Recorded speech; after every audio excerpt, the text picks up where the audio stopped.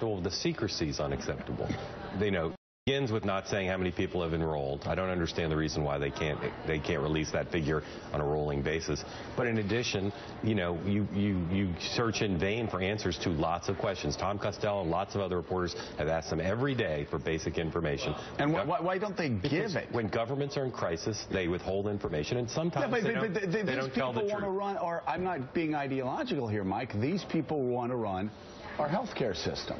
And they want to be the grand organizers, the great organizers of what's most important to most Americans over the age of 35 or 40.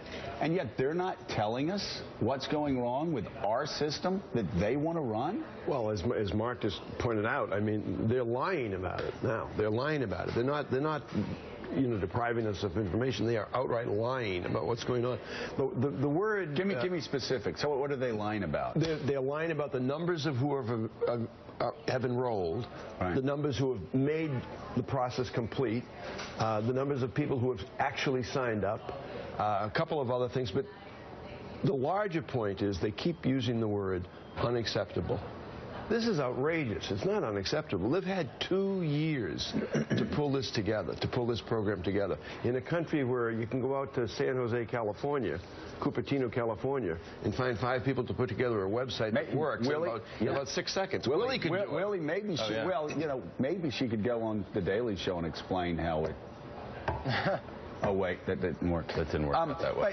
But, Willie is out, of course, he's the IT guy that when government get in trouble, you go to Willie, boom. Did that fix work? It did.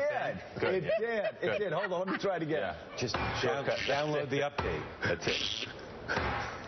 It's why I need another one over here. So, here's a crazy thing. This is bizarre. They go, according to Tom Costello, they go to Canada. They go to Canada to get the system. And it doesn't work. The Canadian government had already fired him.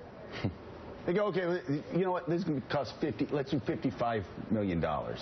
You turn around, and it's like one of your parties at your parents' house. Yeah. The price tag ends up being $292 million.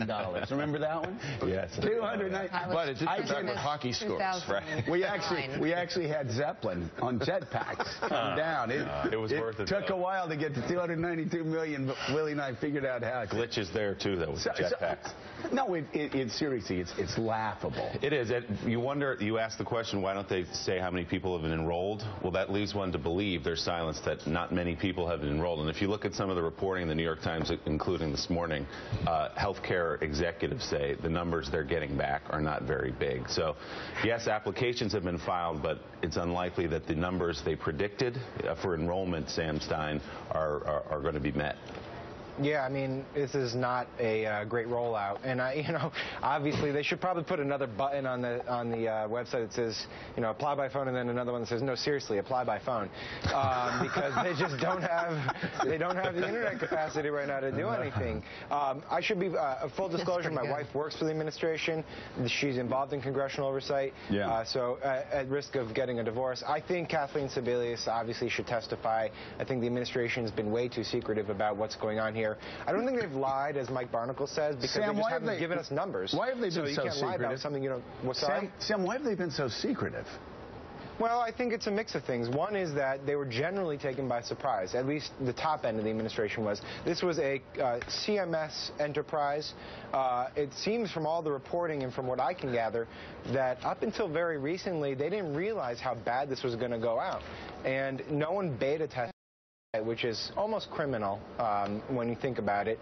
And then the president was caught off guard, which is really, unfortunate and also really, kind of messed up. Sam. And so you need to have someone who brings accountability to the process. I wouldn't be surprised if a few people lost their jobs. But this starts with basically explaining to Congress and to the American public what went wrong. And I think that's a very low bar for the administration to hit. Sam, who at the top of the administration do you think was caught by surprise by this? Well, certainly the president was, from what I can gather. How?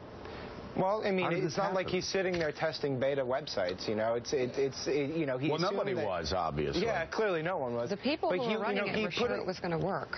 Yeah, I mean, they put a lot of trust into this contractor, but then they also sort of maneuvered the deadlines a little bit to confuse it. But basically, it comes down to this. You promised a product to the American people. You said this was going to change the way that health care was delivered or that you could shop for health care. And the fact of the matter is, it didn't work. Bunch of news stories.